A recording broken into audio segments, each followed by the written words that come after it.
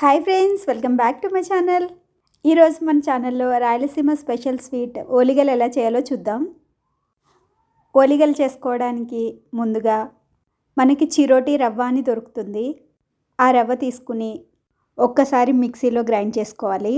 ఇప్పుడు ఈ రవ్వలో వాటర్ పోసుకుని కలుపుకోవాలి. ఇలా కలుపుకున్న తర్వాత రవ్వ బాగా కలిపిన తర్వాత 2 స్పూన్ల ఆయిల్ వేసి అరగంట సేపు పక్కన పెట్టుకోవాలి.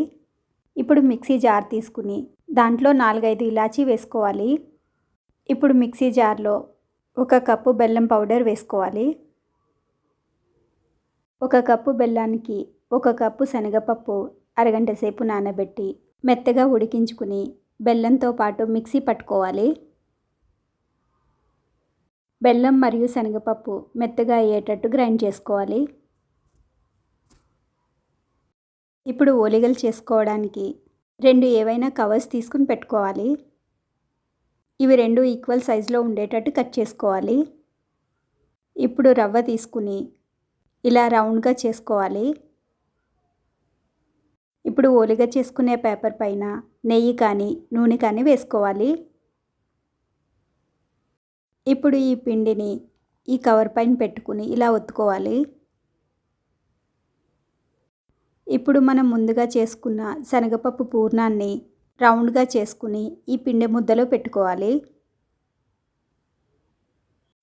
ఈ వీడియోలో చూసిన విధంగా ఈ పూర్ణాన్ని ఈ పిండితో పూర్తిగా కవర్ చేసుకోవాలి.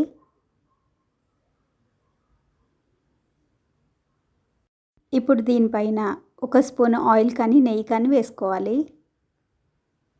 ఇప్పుడు మనం తీసుకున్న వేరొక కవర్ని కూడా దీనిపై పెట్టుకోవాలి. ఇప్పుడు ఈ పిండిని ఇలా చేత్తో ఒత్తుకోవాలి. మరీ గట్టిగా కాకుండా పైన ఇలా ఒత్తుతూ ఉంటే ఓలిగ నీట్గా వస్తుంది. ఇలా మనకు కావలసినంత సైజులో ఓలిగలు ఒత్తుకోవాలి. ఓలిగ ఒత్తుకోవడం అయిపోయిన తర్వాత పైనున్న కవర్ తీసేయాలి.